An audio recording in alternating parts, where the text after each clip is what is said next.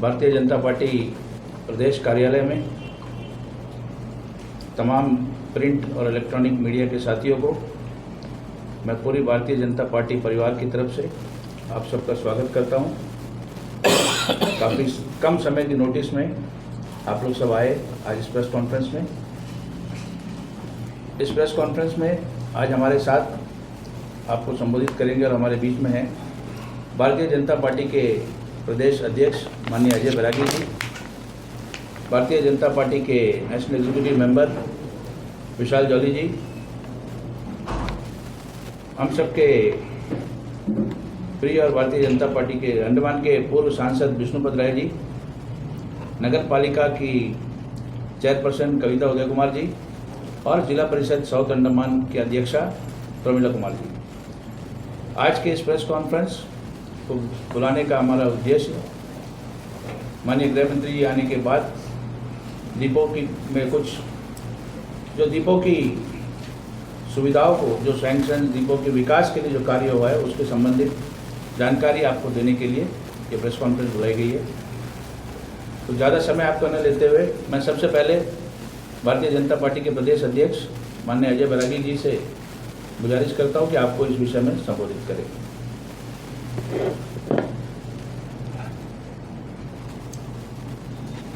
इसको इधर करना पड़ेगा ना।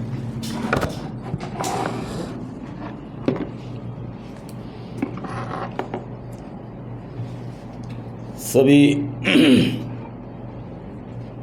मीडिया मित्रों को प्रदेश भारतीय जनता पार्टी कार्यालय में स्वागत करते हैं।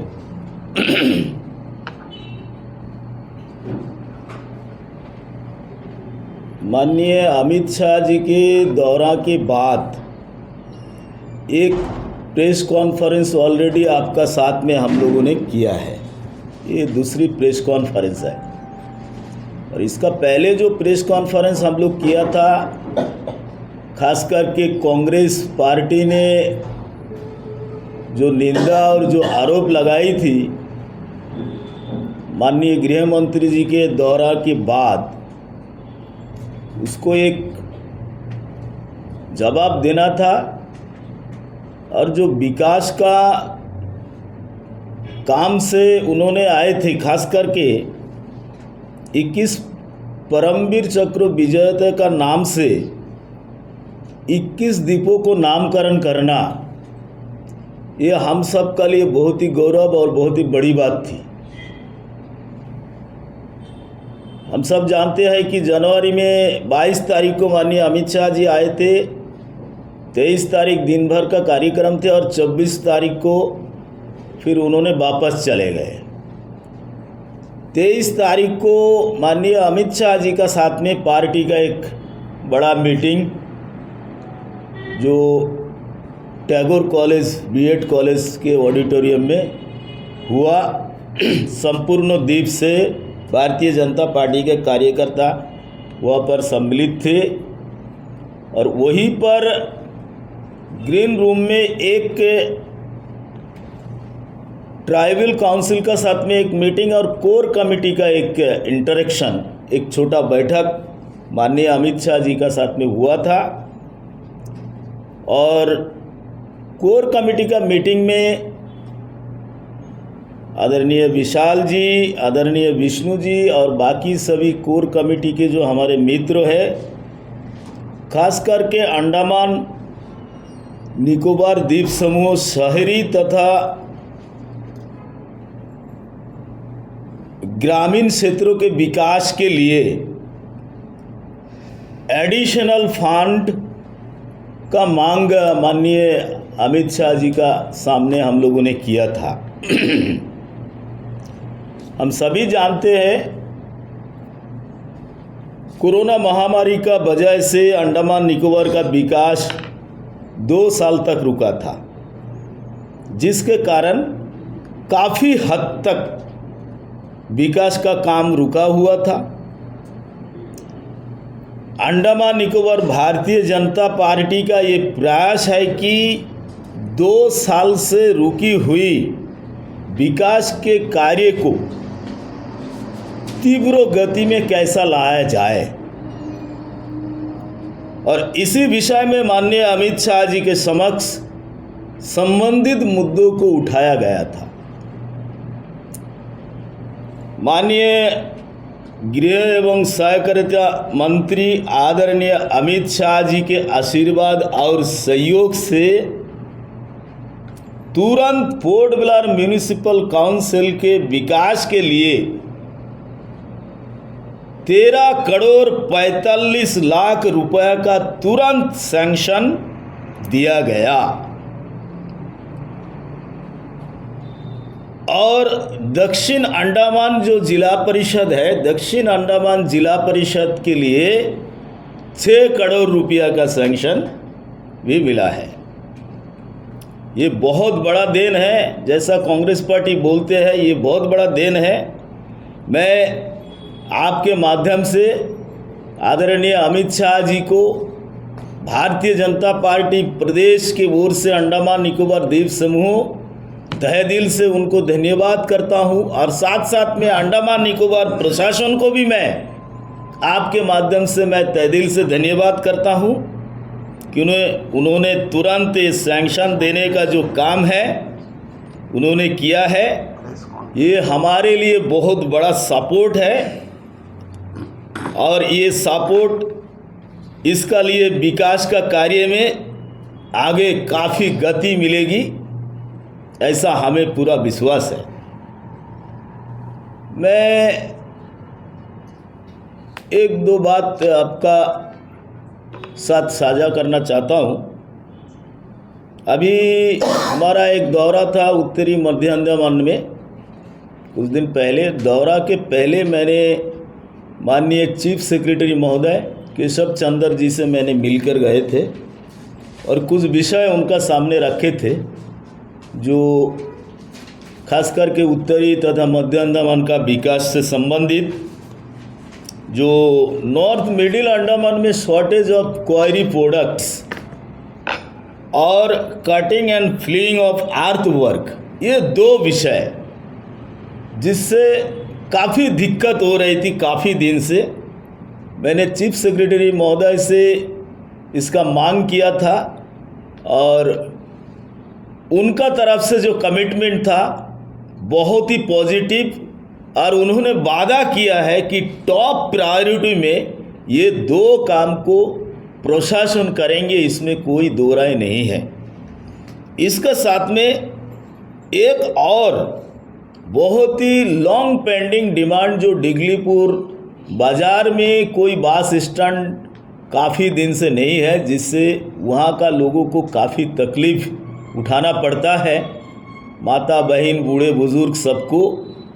और ये भी एक बहुत ही खुशी का बात है, जब चीफ सेक्रेटरी साहब से हमारा मीटिंग हुआ तो उन्होंने सीधा बोला है कि डिगलीपुर बाज़ार का लिए एक बस स्टैंड का सैंक्शन किया गया है। तो एक बड़ा खुशी का बात है। और एक डिगलीपुर का जो CHC है, जो अस्पताल है, उसमें फिजियोथेरेपिस्ट का एक मांग था वहाँ का लोगों का, और इसको भी माननीय चीफ सेक्रेटरी महोदय ने एश्योर किया है कि इसको भी पूरा करेंगे। तो मुझे इतना ही कहना है कि अंडमान निकोबार भारतीय जनता पार्टी इकाई हमेशा विकास के लिए प्रतिबद्ध है, प्रतिबद्ध रहेगी। जय हिंद।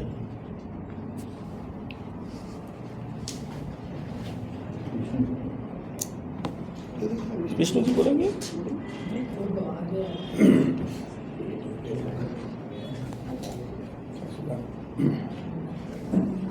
हाँ, इसको इधर देना है।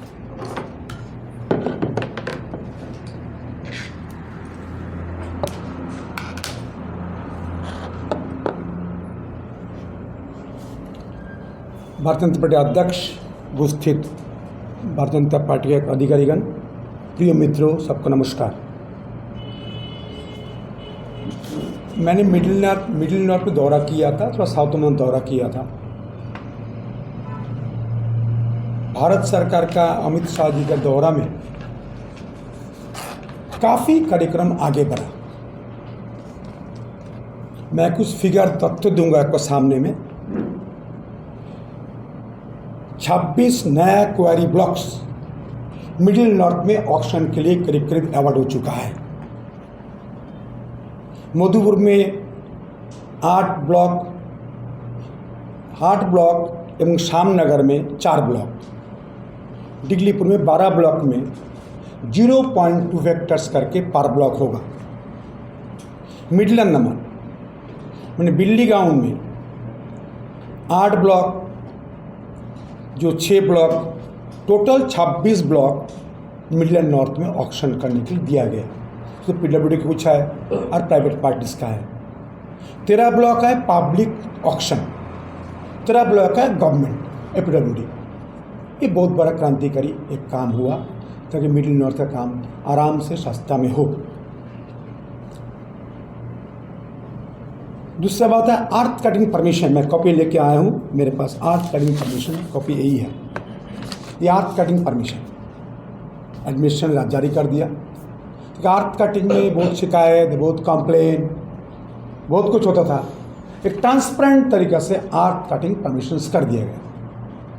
इसमें कमेटी बनाया गया, city revenue, PCF representatives, agriculture, DC concern, town and country planner and assistant secretary. ये पूरा एक कमेटी बनाया गया। इस मुताबिक अर्थ कटिंग परमिशन में जो प्रॉब्लम्स होता, शिकायत होगा और दूर हो जाएगा। सबसे बड़ा रोड के बारे में मैं फिर कहूँगा, खास करके रोड सेक्टर में क्या काम हुआ।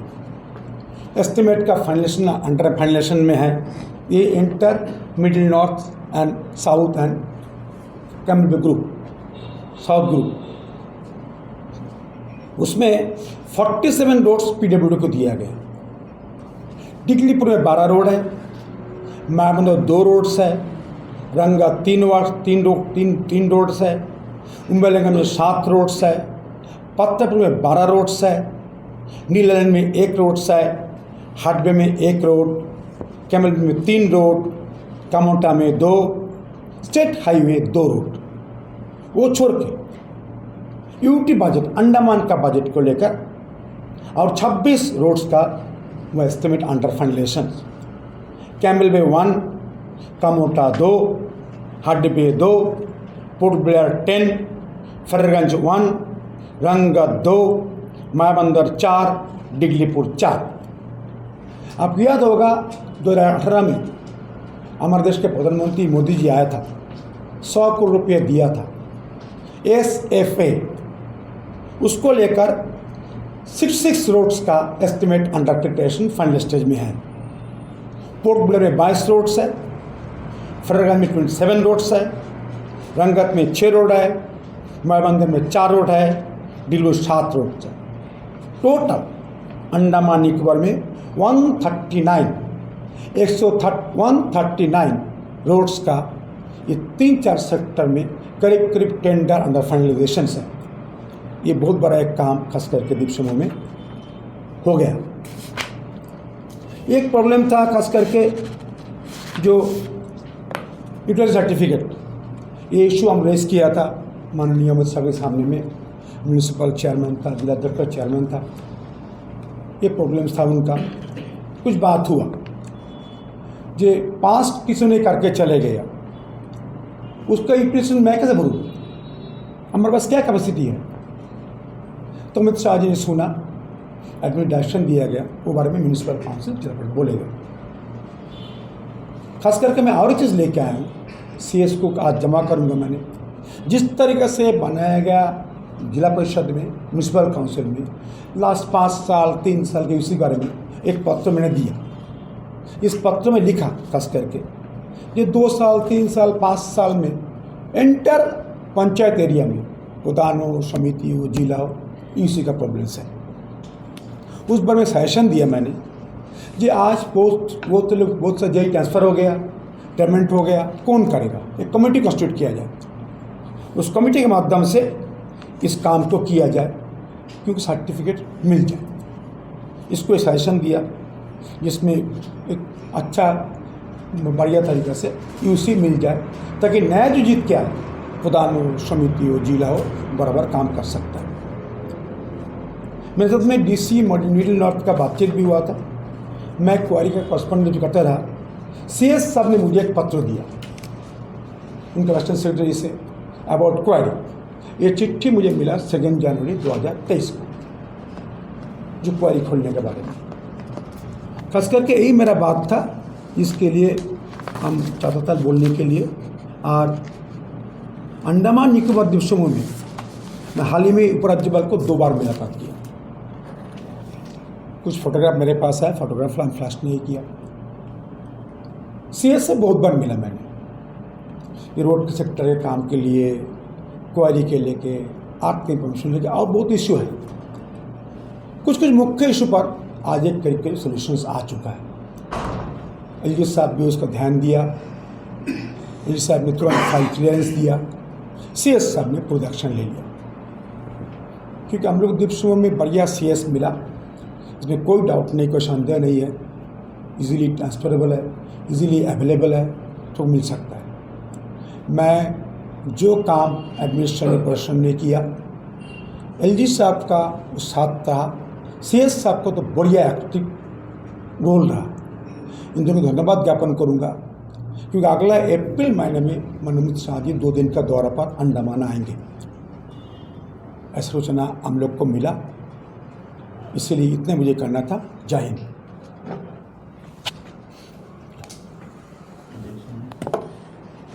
पहले विशाल जी बोलेंगे।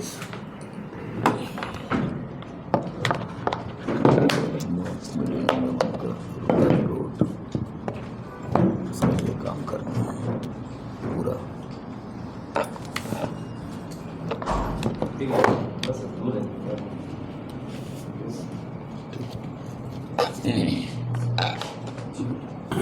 नमस्कार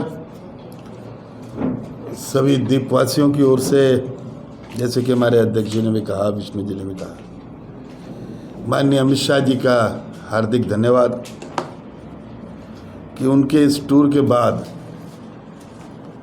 द्वीपों में बहुत सारी सकारात्मक गतिविधि डेवलपमेंट के दिशा में शुरू हुई। PRI और PBMC जो फंड्स के अभाव में जूझ रहे थे, उनको भी एक राहत दिया गया। 7 करोड़ रुपया जिला परिषद को और करीबन 13 करोड़ 45 लाख रुपया PBMC के लिए। और हम अपने ग्रामीण जो जनता है उनको भी आश्वस्त करना चाहते हैं, मध्य उत्तरी अंडमान में जो गांव, बहुत सारे रोड्स ऐसे हैं जिसमें रिपेयरिंग का, मरम्मत का और नई रोड बनाने की आवश्यकता है। टूर में बार बार जाते हैं, देखते हैं। उसके ऊपर भी पार्टी और हम सभी मिलकर प्रयास कर रहे हैं, जैसे भी हो सकेगा, जितना हो सकेगा, गांव को भी रास्ते के मामले में राहत मिले, इसके लिए हम प्रयासरत रहेंगे। माननीय अमित शाह जी को भी हमने ग्रामीण रोड के बारे में और शहर के अंदर के रोड के बारे में अवगत कराया है। उनसे भी बहुत सारा सहायता का हम अपेक्षा करते हैं और उन्होंने बहुत पॉजिटिवली इस विषय को लिया है और जहाँ पर उनको जो आदेश देना था वो दिए हैं। कोपरा प्रोक्योरमेंट का दिशा में एक बहुत ही अच्छा खबर है, खुशी का विषय है। बहुत जल्द अंडमान निकोबार द्वीप समूह में न्यूनतम समर्थन मूल्य में कोपरा का खरीदारी दोबारा शुरू होने जा रहा है। पूरा डिगलीपुर से लेके मध्य उत्तरी अंडमान, कार निकोबार, कैम्बल बे तक का किसानों के लिए एक बहुत बड़ा खबर, सुंदर खबर। दशकों के बाद फिर से कोपरा का न्यूनतम समर्थन मूल्य में सरकार का खरीदारी शुरू होगा, जिसमें हमारे ट्राइबल भाई और बाकी द्वीपवासियों को करीबन 3 गुना कोपरा का कीमत मिलने लगेगा।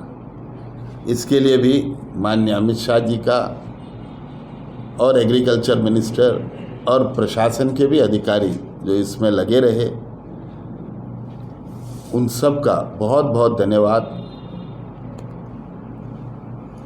अभी हाल ही में चीफ सेक्रेटरी महोदय का 5 से 6 दिन का सघन प्रवास कार निकोबार के दूर दराज के द्वीपों में पूरे जिला में रहा। 6 दिन का लगातार प्रवास, बहुत दुर्गम स्थानों में भी उनका दौरा हुआ और उनके इस दौरे से ट्राइबल समुदाय में एक विश्वास का माहौल का निर्माण हुआ है।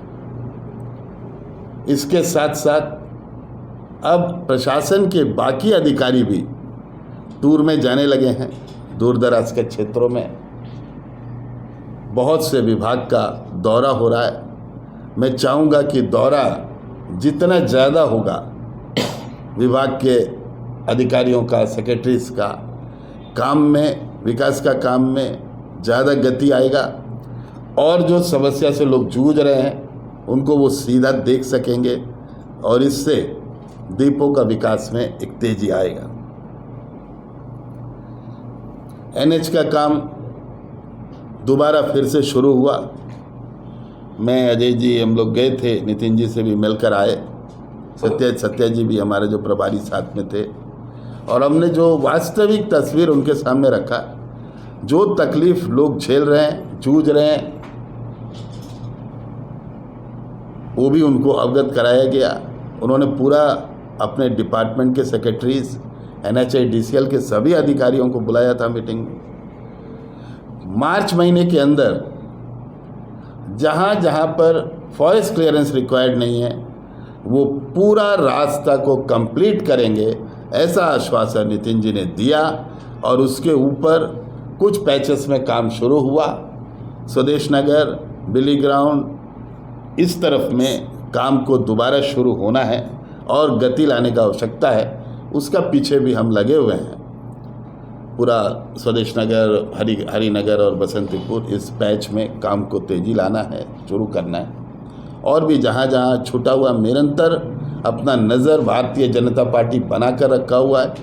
हर एक पैचेस का हम बाकायदा रिव्यू ले रहे हैं और मंत्रालय में भेज रहे हैं और इस पर जल्द से जल्द कार्रवाई होगा।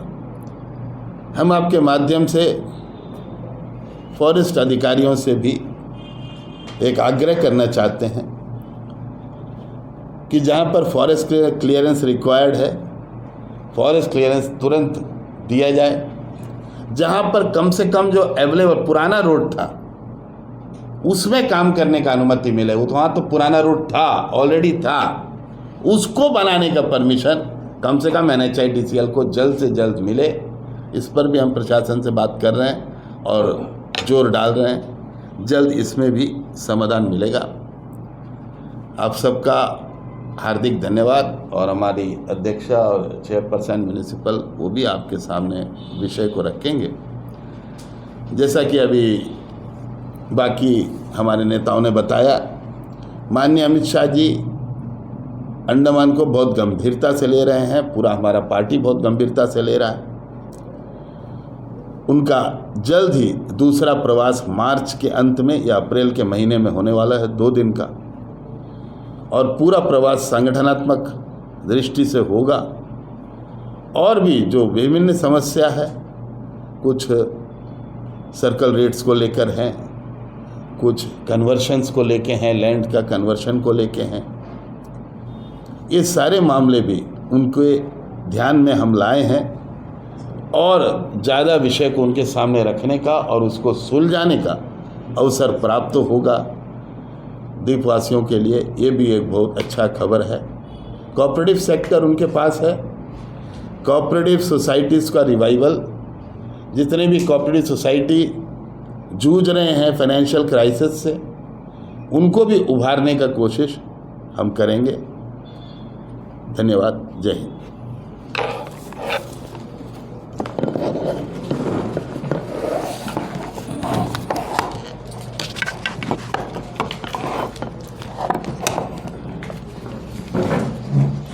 सभी का नमस्कार। कोविड का बाद में नया म्यूनसिपल में काउंसिल बनाने का बाद कैतान मंडप हम ओपनिंग किया था और हैडो वार्ड नंबर 1 में ओपनिंग किया, हॉल कम्युनिटी हॉल ओपनिंग किया। और डिगनाबाद में अभी प्रोसेस में 46 लाख का और के मुर्दागढ़ी का ग्रेवी यार्ड का जंगली घाट में 85 लाख का सैंक्शन होके अभी प्रोसेस चलता है। उसका अभी फ्लोरिंग का खाली बाकी है उनका। और है कि रोड हाल सारा वार्ड में 24 वार्ड में भी रोड का टेंडर हुआ है अभी। उसके लिए सबका एक रोड का तो एस्टीमेट पास हुआ है, एक रोड में तो काम चलता है अभी।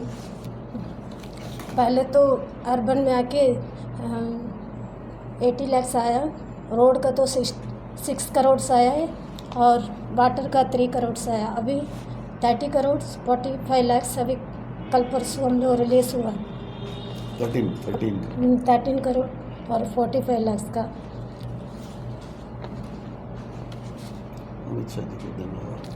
अमित शाह जी को हम धन्यवाद देना चाहता हूँ कि उनसे हम लोग लेबर परमानेंट लेके हम लोग बात किया था।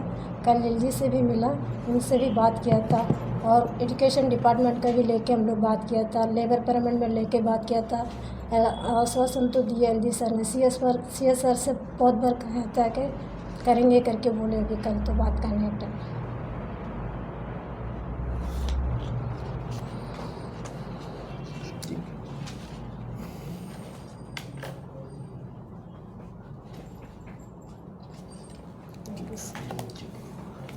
म्यूनिसिपल का जो डेली रेटेड एम्प्लॉयज़ हैं, जिनका बरसों से टंगा हुआ मामला है, 30 साल 40 साल हो गया, रेगुलराइजेशन नहीं हो रहा, उस पर पार्टी बहुत गंभीरता से कदम उठा रहा है। अपना पूरा शीर्ष नेतृत्व को लेके माननीय अमित शाह जी को भी इस विषय पर जानकारी दिया गया। उन्होंने भी यथासंभव जो भी विषय प्रशासन के साथ बात किया है और बहुत जल्द हम उम्मीद करते हैं कि हमारे डीआरएम का रेगुलराइजेशन का काम हम फिर शुरू करेंगे।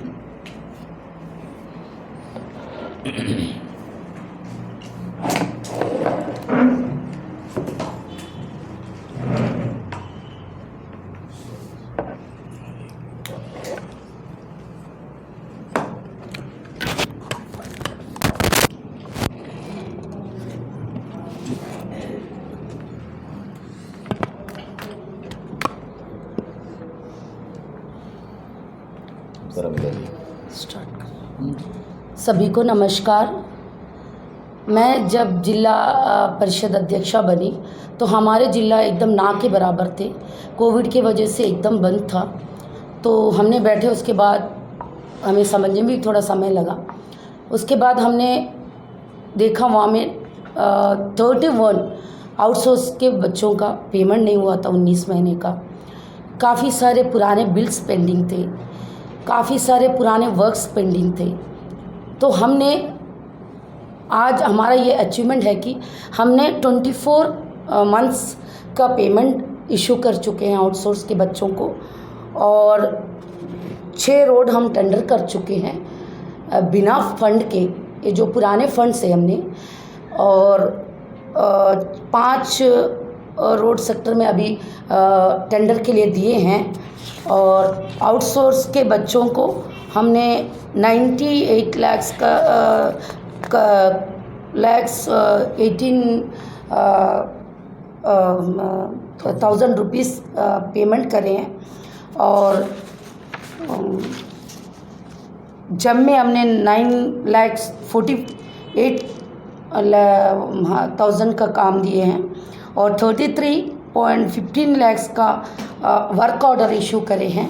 और सारा मिला के हम लोग 6 करोड़ 30 लाख का रोड सेक्टर में काम करें। जनरल सेक्टर में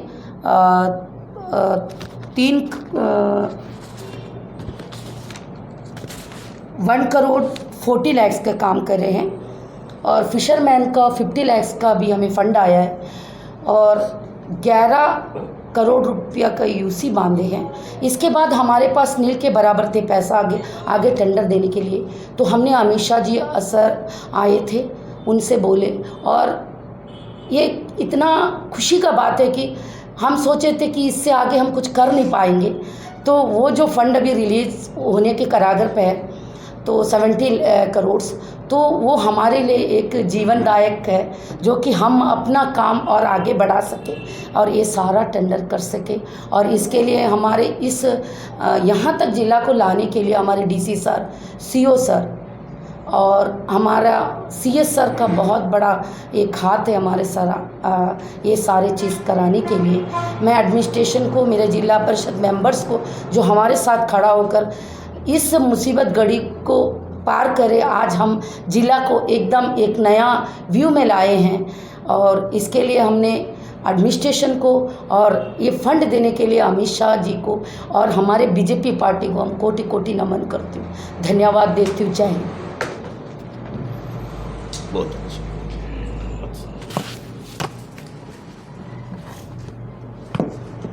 फिशरीज सेक्टर में और कोऑपरेटिव टूरिज्म सेक्टर के लिए हर वीकली मीटिंग हो रहा है।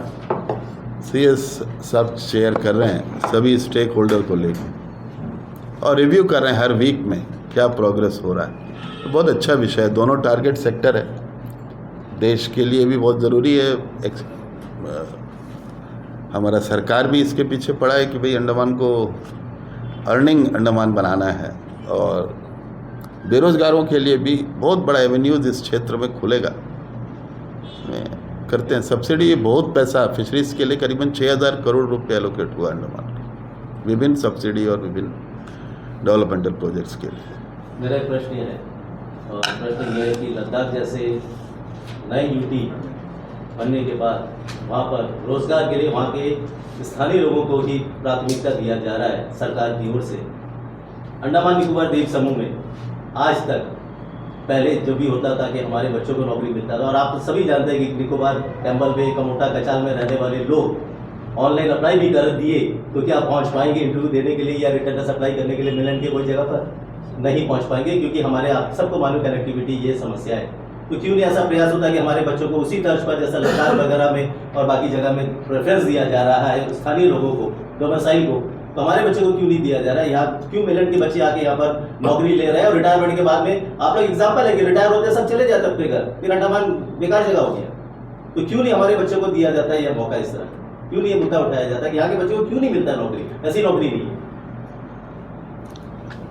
हम लोगों ने जो प्रयास किया, देखिए यहाँ पर नौकरी का आरक्षण हो group C, group B, non gazetted में, भारतीय जनता पार्टी पहला पार्टी है।